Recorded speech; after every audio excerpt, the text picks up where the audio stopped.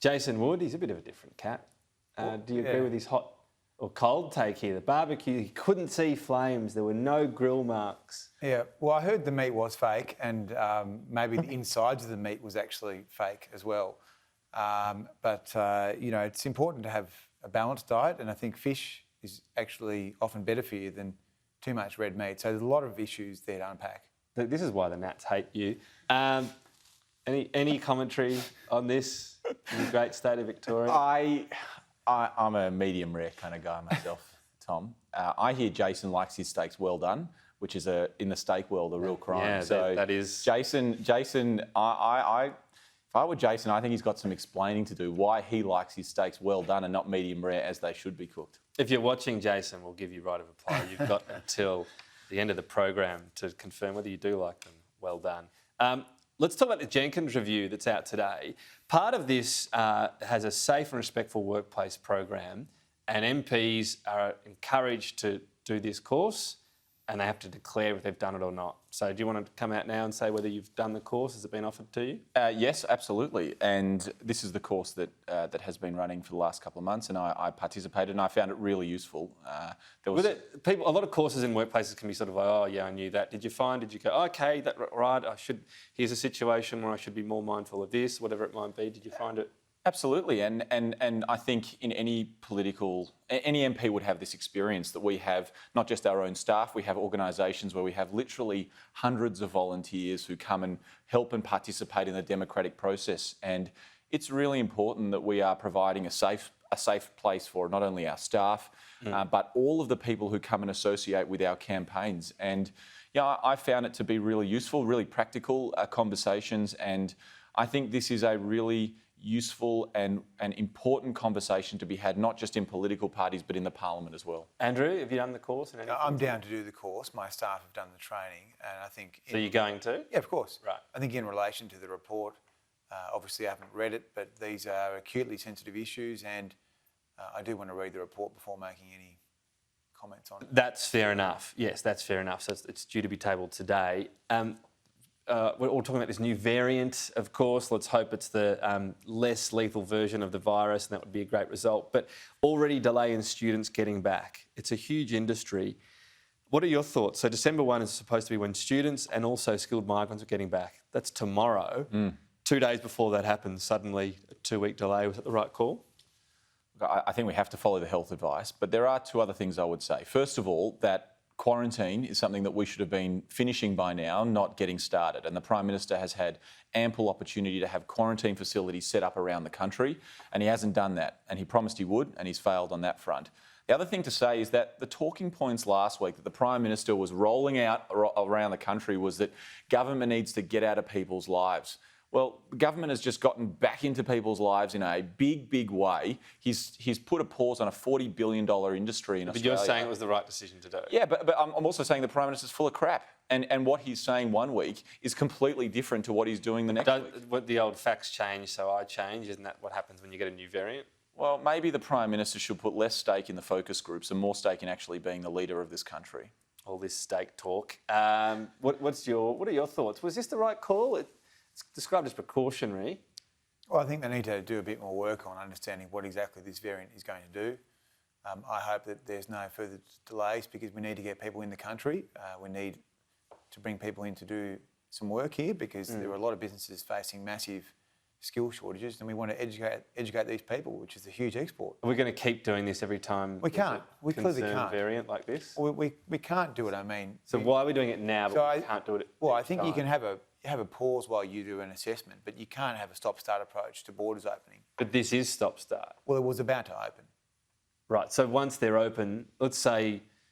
I wish I knew more of the Greek alphabet, I must admit, but whatever the next letter is comes along in February and it's a key time for students arriving, you think it'd be more difficult to pause then? I think so, yeah. Okay.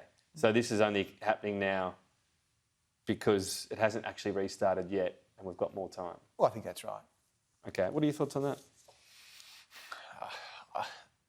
I think we need to follow the health advice. And obviously, I think Andrew's right about... Health advice is one thing. Yeah. You then make decisions on it. Sure. Health advice would lead us to all sorts of crazy things that we would never actually do because we weigh that up against what we want to do. We want to get places in certain times. Absolutely. We want to live. So you can't just say health advice, can you? So you get the health advice. I think Andrew's right that we don't know everything we need to know about this variant. If the science clearly says that this variant is more transmissible but is less deadly, for example, then that would be a really good result, and that would mean that we could act with more confidence. One thing we don't know is how the vaccines interact. I think things like bringing forward the boosters, if the science demands that, is a really important issue. And overall, the comment I would make, Tom, is that this pandemic isn't over. And the Prime Minister last week was pretending that it was. And I think he's also got people in his own party room who are undermining the vaccination efforts and attacking those authorities around the country who are trying to encourage people to get vaccinated. And the Prime Minister should be doing more to stop that. Religious discrimination, so this bill being brought forward, it seems a little bit unclear in terms of the protections available for students and teachers, because there's a Law Reform Commission review going on to that, and that's going to happen a year later. It's not unclear. It's been separated, and I think that those issues can be dealt with in this bill. But it's being separated. The bill could pass in, say, February, and the protections assessed and established a year later. Well, I think it should be dealt with at the same time. But it's not going to be. Well, there's a committee which will inquire into the bill, and my sense is that committee will receive submissions from communities saying these are the amendments to the Sex Discrimination Act which can fix the issue for teachers and for students. And I don't think these amendments are particularly detailed or complex. We're already amending the Sex Discrimination. And there are multiple pieces of law. So but what you're saying is get something in place when the bill's passed. If you need to review that again after a year, do that. Yeah.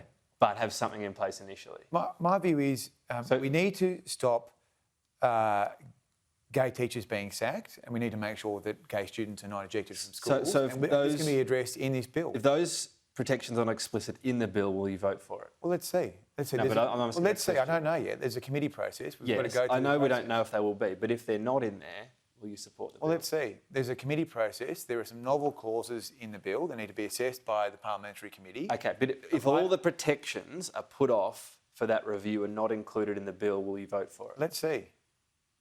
What does it depend on? Well, we need to have the inquiry report, and let's see where the committee. I know we're saying let's leave. So if they get to on these two issues. Okay, but there are two issues. choices. There's a fork in the road. The government can either say protections in now or later. If they're saying later, will you vote for it? Well, let's see. I mean, it's unfair for you to ask me to predict 2 months into the future. There's a committee process. I expect there'll be submissions to the committee which say here are the amendments that need to be made to fix the teachers and students' issues. But you might not support it. Well, let's see. Okay, but you're not saying yes. So you might not support it if it doesn't have those protections. These are important issues to me. Okay. I've met with too many gay teachers who have been sacked in New South Wales. We need to fix the issue. And where does Labor sit on this? It seems as though you don't want to oppose this, and there seem to be some electoral concerns here. Perhaps in your electorate as well?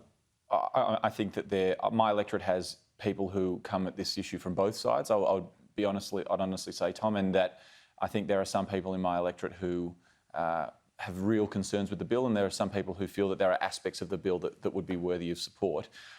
This is the third iteration of this religious discrimination bill. This is the second. There were 2 exposure drafts that have no longer survived.